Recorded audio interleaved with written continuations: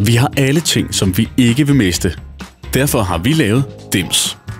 Men hvordan gør du, og hvordan virker den egentlig?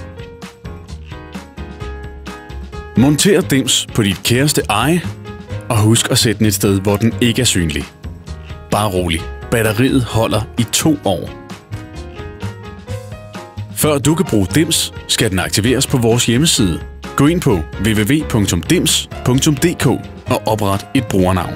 For at aktivere din Dims, skal du indtaste den kode, som fulgte med pakken, og vælge, hvordan du vil betale for aktiveringen. Du kan også downloade vores Dims-app og følge med direkte på din smartphone. Det er helt gratis. Nu er din Dims klar til at bruge. Men hov, Dims er ikke registreret, hvor den har været.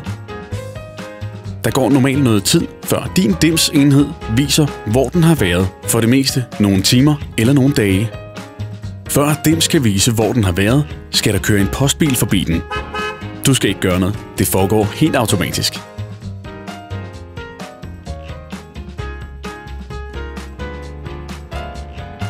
Når postbilen kommer tilbage til posthuset, sender den hvor og hvornår den passerede din Dims til din konto. Så kan du altid holde styr på, hvor dit kæreste eje har været.